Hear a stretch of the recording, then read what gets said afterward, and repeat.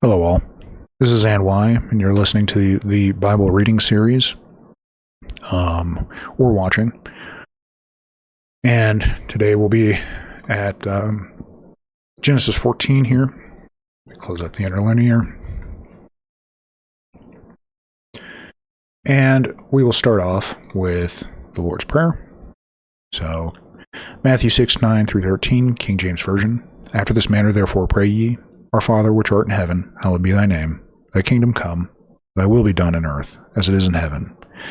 Give us this day our daily bread, and forgive us our debts, as we forgive our debtors. And lead us not into temptation, but deliver us from evil.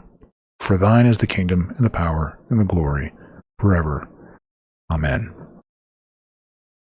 I did not mention, but if you have not watched the first episode, please do so. There's a disclaimer. But we will be moving forward.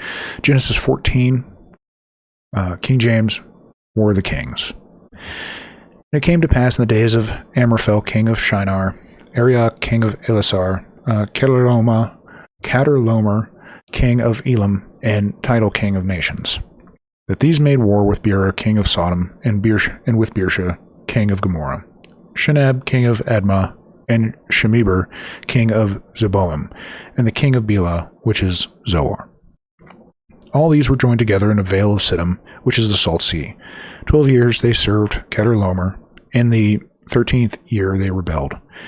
And in the 14th year came Chedorlaomer, and the kings that were with him, and smote the Rephaims, and Ashtaroth, Karnaim, and the Zuzims, and Ham, and the Emims, and Sheva Kiriathaim, and the Korites and their Mount Seir, unto Ilparan, which is by the wilderness. And they returned, and came to En-Mishpat, which is Kadesh, and smote all the country of the Amalekites, and also the Amorites that dwelled in Hazazon Tamar. And there went out the king of Sodom, and the king of Gomorrah, and king of Admah, and the king of Zeboim, and the king of Bela, the same as Zoar, and they joined battle with them in the vale of Siddim. With Chedorlaomer, the king of Elam, and the Tidal king of nations, and Amraphel king of Shinar, and Arioch king of Elasar, 4 kings with 5. And the vale of Siddim was full of slime pits, and the kings of Sodom and Gomorrah fled and fell there, and they that remained fled to the mountain. They took all the goods of Sodom and Gomorrah, and all their victuals, and went their way. They took Lot, Abram's brother's son, who dwelt in Sodom, and his goods, and departed. And there came one that had escaped, and told Abram the Hebrew, for he dwelt in the plain of Mamre, the Amorite, brother of Eshcol, and the brother of Aner. These were confederate with Abram. And when Abram heard that his brother was taken captive, he armed his trained servants, born in his own house, 318, and pursued them unto Dan. He divided himself against them, he and his servants, by night, and smote them, and pursued them unto Hobah, which is on the left hand of Damascus. He brought back all the goods, and also brought again his brother Lot, and his goods, and the women also, and the people. God's promise to Abram. And the king of Sodom went out to meet him after his return from the slaughter of Chedorlaomer, and of the kings that were with him at the valley of Sheva, which is the king's dale. And Melchizedek, king of Salem, brought forth bread and wine, and he was the priest of the Most High God. And he blessed him, and said, Blessed be Abram of the Most High God, possessor of heaven and earth. And blessed be the Most High God, which hath delivered thine enemies into thy hand, and he gave him tithes of all. And the king of Sodom said unto Abram, Give me the persons, and take the goods to thyself. And Abram said to the king of Sodom, I have lift up mine hand unto the Lord, the Most High God, the possessor of heaven and earth, that I will not take from a thread even to a shoe latchet, and then I will not take anything that is thine, lest thou shouldst say, I have made Abram rich. Save only that which the young men have eaten, and the portion of men which went with me, Aner, Eshcol, and Mamre, let them take their portion. This ends the reading portion. Quite a few names, quite a few phonetics that are hard to get through. I apologize, but I'm actually going to switch this up because the rabbinical commentary will answer a few questions, and then I'll kind of mention my own thoughts at the end of that. So we'll start from the beginning here. Amraphel so there were four kings. You have Amraphel, Arioch, and Chedorlaomer, and Tidal. So here we have Amraphel. This is Nimrod. So he's telling us this Amraphel individual who is named Nimrod, which we don't technically have any historical individual who is connected to, is, these two are the same. So even within the text, we see different names used for the same person. Who said to Abram, fall into the fiery furnace. So this is the individual that told Abram to fall into the fiery furnace, in which his brother then did after him, and he died. But Abram was rescued, according to their rabbinical text here. The king of Goyim. So here we'll switch back and forth. Title Kings of Nations. This king of nations versus Goyim kind of puts it into perspective, but Goyim is just a place of peoples. There's like multiple peoples, and they all came together and went, we're going to name one king for all of us. So in this time period, we're seeing a lot of development of city-states turning into nations and so forth, as for instance, the king of Shinar, Babylon, essentially, or the valley there between the Euphrates and the Tigris. And they all come together, the four of them. And we'll get to a map later, but that they wage war with these five individuals. So this is the Battle of Nine Kings, historically. Here we see, once again, them referencing these individuals with nicknames, essentially. But Bera, he was evil to heaven and evil to people. Birsha, he was elevated in wickedness. Shinab, he hated his father in heaven. Shemeber, he made wings to fly and to spring and to rebel against the Holy One, blessed be he. And then Bela, which is also known as Zor, which Zor is a post name after everything happened. All these joined in the Valley of Siddim, which is the Dead City. So Dead Sea, not city. I'll switch over to the map real quick. Where we're talking about, and if you're listening in, right above the Persian Gulf of Saudi Arabia, you have the Euphrates and the Tigris, which creates the fertile valley here, with being the lowest point, and Babylon, moving upwards, where Amraphel is supposedly at Nimrod. And then we have another nation, state, city over here to its east, about 30 miles away, one that's up in Turkey, and one lower down towards where Terah, the father of Abram, and the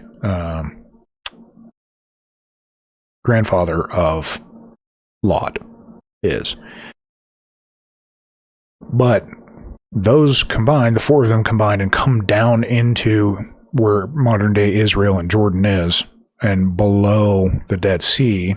And as you can see, the Dead Sea is kind of separated into these two segments, but this lower portion is where Sodom and Gomorrah are supposed to be, and this is where they're waging battle.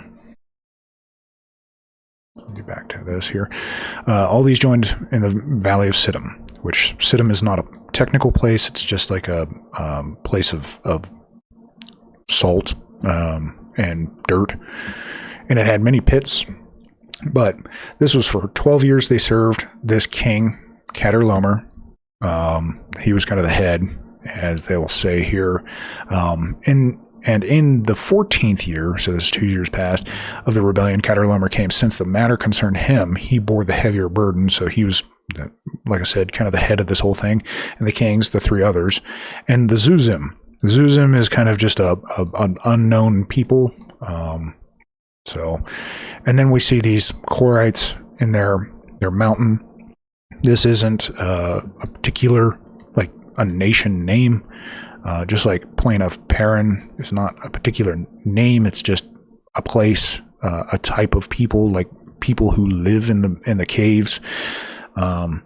So in the mountain, in their mountain, what they would consider it, this is my mountain. The Plain of Paran, according to its Aramaic translation, this just simply means plain. So it's almost like the plain, but it's a name kind of as it references here. You have different other planes that are associated with this. Like, I'm doing a horrible job of this. Essentially, this is just the plane, the greater portion of that plane that's here, right? Alongside the desert, which is where the tribe of Manasseh is, Numbers 2:20. They returned and came to Ein Mishpat, which is Kadesh, and they smote the entire field of the Amalekites and also the Amorites who dwelt in the Hazezon Tamar.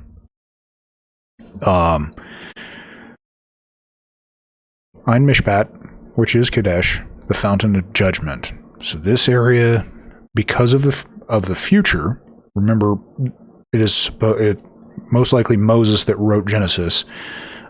Moses and Aaron will be judged concerning matters and in that area with the fountain. I believe that's, I could be wrong, but it's where he strikes the rock when he shouldn't. Field of the Amalekites. Amalek had not yet been born, but that area is considered the field of Amalekites. So it's Moses stating to his people and those after the place in which we call the field of Amalekites, not that it was called that at that time frame.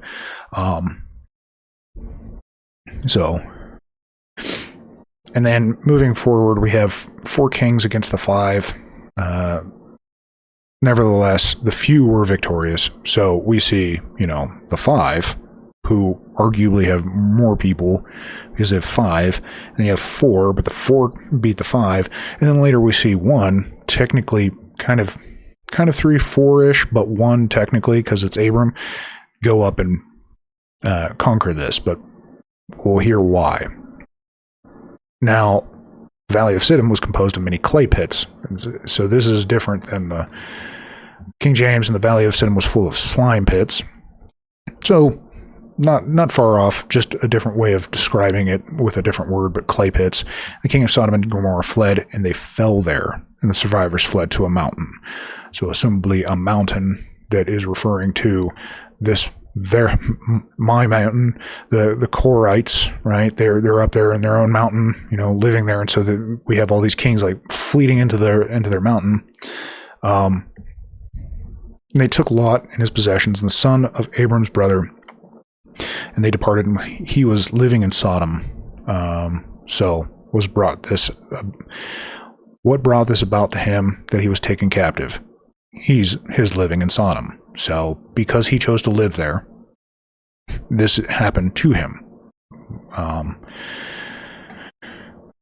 So this fugitive breaks off according to its and the fugitive came. According to its simple meaning, this was Og who escaped from the battle, and that is what is referred to in Deuteronomy 3:11. Only Og survived from the rest of Rifram, and that is the meaning of the survived, that Amraphel and his allies did not kill him whom they smote, the Rifram, in Asheroth Karnaim. Then the Midrash explains, this is Og who escaped from the generation of the flood. And this is the meaning of the rest of the Rephaim. As it is said, the Nephilim were on the earth, and he, Og, intended that Abram should be killed, and he would marry Sarah. Very large turn of events, in my opinion. There's probably some reading that I would have to do to even understand how they came to this. But apparently, this individual who came to Abram was intending to kill him for Sarah, to claim Sarah as wife, and he was a Nephilim of the earth. And so the Hebrew, so-called, because he came from the other side of the Euphrates River. And Abram's confederates. So here the verse is, and the fugitive came, and he told Abram the Hebrew, and he was living in the plain of Mamre, the Amorite, the brother of Eshcol, and the brother of Aner, who were Abram's confederates.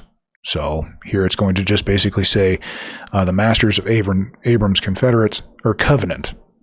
So they are a part of this covenant that is going on, these individuals. It does state here, other editions add another explanation. They gave him advice concerning circumcision. That's something for future references, but it's kind of a leap for me on that one. And Abram heard that his kinsmen had been taken captive. So that's Lot and his family. And he armed his trained men, those born in his house, 318. So the smaller force once again. And he pursued them until Dan. And he armed. So, and I will arm myself with my sword against you. I will arm myself. So it's similar. So they were armed with swords, spears, and axes. His trained men. So this here is similar to his trained men. This is Eleazar, who he had trained to perform the commandments, and it is an expression of the initiation. So as it goes on to say, kind of like a child. So there are these trained individuals that were underneath of Abram that he trained up into strong people. 318, our sages said, it was Eleazar alone, and the number 318 is the numerical value of his name. So here it's saying that it was literally just Abram and Eleazar, if I'm reading that correctly, that pursued them. Possible? I guess I'm reading this as just there were 318 and he pursued them. But there's another way to take this, that this 318 means the name Eleazar alone. So take that as you will. There is a moment that does make me think of Jonathan and his armor bearer later on, or his armorer. That it could be. It's strange that they would leave it as 318 or 318 instead of just saying this Eleazar then. They came until Dan. There he became weak, for he saw that his children were destined to erect a calf there. The reference is to 1 Kings 12:29, and he became Jeroboam, placed one in Bethel, and the other he placed in Dan. So I guess Abram is seeing this despicable, the potential of the despicable act of calf, and he's becoming weak. But that's, once again, a leap I'm not sure I'd be taking quite yet, but we'll find out. And he divided himself against them at night, and his servants, and smote them and pursued them into Hobah, which is the left of Damascus. Hobah here, until Hobah, there is no place named Hobah, but Dan is called Hobah, which is culpable. Hobah means hiding place. So it's interesting because Adam and Eve hid from the Lord, but they were culpable of their sin. So maybe there's something similar going on because of the idolatry which would be practiced there in the future. So I'm not sure. Interesting to think about that he divided himself against the night, and his servants smote them and pursued them until Hobah, the place in which they would be culpable later on. But and this is basically at night in the commentary. And he divided himself against them at night. Apparently, after nightfall, he did not refrain from pursuing them. States, however, that the night was divided, and in its first half, a miracle was wrought for him, and in its second half was preserved for the miracle of midnight in Egypt. I believe referencing Exodus, where the Holy Spirit falls upon the people for Passover. Moving on, we get to Melchizedek in the commentary. Well, I guess I'll return a little bit. And the king of Sodom came out. So this is post them being victorious, returning with Lot and his brother, Lot and his possessions, returned from smiting them. They returned to the valley of Shiva. That is the name, and the Targum renders to clear plain. So there's this clear area that they returned to. In the valley of the king. The king's race course, one race course was 30 rods long, which was designated for the king to play there. So this was a frequent place for him to go and play. However, explains that it was a valley where all the nations concurred and crowned Abram over them as a prince of God, as an officer. So, two different things, but we'll move forward. But they're in this plain now. Melchizedek comes out. The king of Salem brought out bread and wine, and he was a priest to the Most High God. So Melchizedek, the Midrash, states that he was Shem, the son of Noah. Could be a moment where, you know, they're proclaiming that Shem is this individual, Melchizedek. Could be. Others propose that Melchizedek is something other. But it's an interesting piece, especially when it comes to the promises that God made to Shem. Bread and wine. This is done for those weary from battle, and he, Melchizedek, demonstrated that he bore no grudge against him, Abram, for slaying his sons. And according to the Midrash Agadah, he hinted to him about the meal offerings and the libations which Abram's children would offer up them.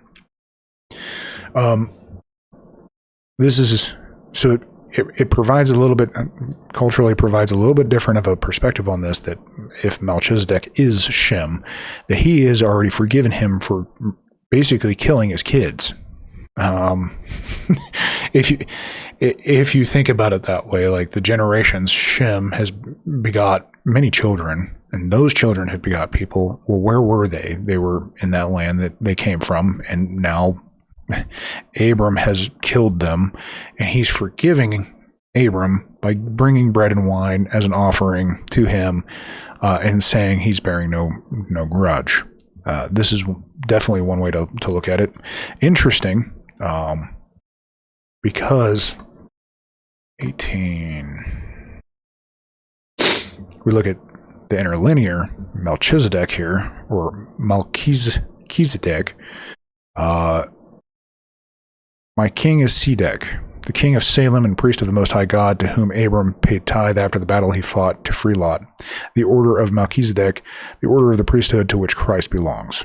So, that doesn't mean that it isn't necessarily Shem, but there are others who propose that this individual, Melchizedek, is one that has no mother or father. So, lots to be said about that. I guess I'll move forward from it, but he blessed him and said, "Blessed be Abram to the Most High God who possesses heaven and earth, and blessed be the Most High God who has delivered your adversaries into your hand." So, blessed be Abram to the Most High God. Blessed be Abram to the Most High God who possesses heaven and earth, and blessed be the Most High God who has delivered your adversaries into your hand. And he gave him a tithe from all. So here we see him stating that the reason why he succeeded was because God gave them into Abram's hands. Even historically, they say that this was more of an argument instead of an actual battle. Who has delivered, and likewise, I shall deliver you, O Israel, and as in Hosea 11:8. And he gave him, Abram gave Melchizedek a tithe from all that was his because he was a priest. So, honoring the tithing here. And the king of Sodom said to Abram, "Give me the souls and the possessions, take for yourself. Give me the souls of that which was captured that belonged to me, which you rescued. Give me back my people." And then here, it says that Abram said to the king of Sodom, "I raise my hand to the Lord." So I raised my hand. This is an expression of an oath. I raised my hand to the Most High God, and similarly, I swear by myself, and similarly, I am giving you the price of the field. Take it from me. So this is an expression of I give unto the Lord all. The statement. Neither from a thread to a shoe strap, nor will I take from whatever is yours, that you should not say, I have made Abram wealthy. Neither from a thread to a shoe strap. I will keep for myself of the captured possessions. Nor will I take from whatever is yours. And if you offer to give me a reward from your treasuries, I will not take it, that you should not say, the Holy One blessed me. So he's saying, the Lord blessed me. You're not blessing me here. Promise to make me rich, as it is said, and I will bless you. So he's putting his faith in God. Exclusive of what the lads ate, and the share of the men who went with me, Aner, Eshcol, and Mamre, they shall take their share, the lads. My servants who went with me, and additionally Aner, Eshcol, and Mamre, etc. Although my servants entered the battle, as it is stated, he and his servants and smote them. while Aner and his companions stayed with the luggage to guard it. Nevertheless, they shall take their share, and from him David learned, as he said, for as the share of him who goes down into battle, so is the share of him who stays with the luggage. They shall share alike. Therefore it is said, and it was so from that day, and had been so from before, that he made it a statute and an ordinance. It does not say, and onwards, because that statute had already been enacted in the days of Abram. This is referenced forward into 1 Samuel 30:24. However, here we see that he's honoring his men, because even if they just stayed and watched the luggage, they still are owed, some share.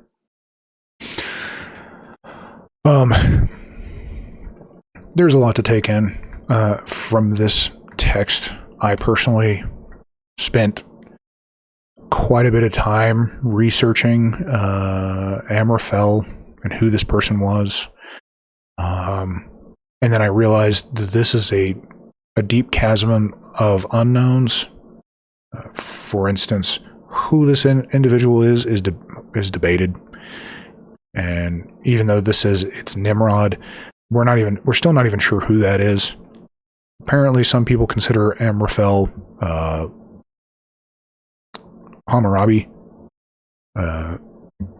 Even Strong's kind of suggests that. So, but there is this, so the king of Shinar, Babylon, perhaps Hammurabi from 2100 BC. But Amraphel is a seer of darkness, fall of the seer. Another way to put this, and I read up on it a little bit, is essentially the words in Job, where God's like, who darkens my counsel? So this person is some person who brings darkness into counsel, which I guess would make sense for Chedorlaomer and him to be together, since this would be him darkening the counsel of Chedorlaomer and what he should do. A lot to be taken in there. But I do notice down here that the big takeaway, if you want, is that sometimes there are things that appear to be unconquerable, and we conquer them, and then we come back. We must remember that the one who provides is God. Here, Abram said to the king of Sodom, I raise my hand to the Lord, the Most High God, who possesses heaven and earth. And then he basically says, I'm not going to take anything from you because God will make me rich. And he does, but that's for future conversations. Melchizedek is a character that is referenced multiple times, and I'm sure that we're going to hit future readings. It is an interesting thought because I've never heard him referenced as Shem. So, but we do know that God promises things to Shem. Here, let's see if we can.